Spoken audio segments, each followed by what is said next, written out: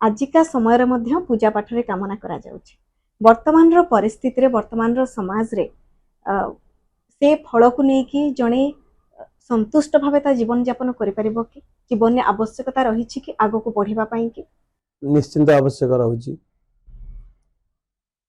सत्य, शांति, दया, क्षमा ये हूँ गोटे मनीष शरीर अंग सदृश। सत्यता रहिबा दरकार। सत्यता रहिले ही मनर शांति रुहे।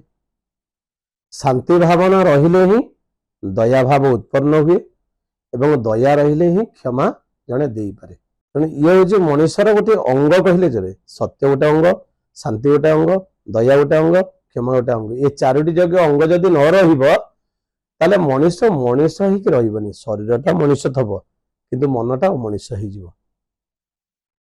तेणु सत्य, शांति, दया, क्षमा आमे भगवान को प्रार्थना करू जे ये चारोटी जाक जिनिस आम पाखे सब जाग्रत रहू।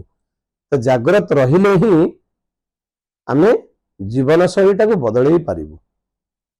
जन जदि सत्य न रखिबो से तो सब असत्य चलो। तो असत्य चलिले सी सीना आग को बढ़िबो किंतु मनरे शांति नथबो। कारण मनरे सब भय थबो। जने चोरी करूची तार मन तो भय रहिबो ना, मु केते बंधाई जीवी।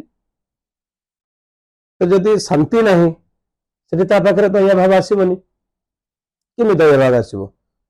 से तो निजक बचाई से सब बुलिला ना, से क्या दया केते करी।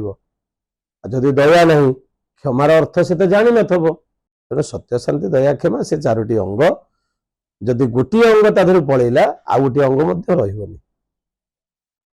तेणु सत्य रहिले शांतिर उत्पन्न हबो, शांति रहिले दया भाव आसीबो एवं दया भाव आसिला मध्य क्षमा से दब। कारण ता मन में दया भाव अच्छी।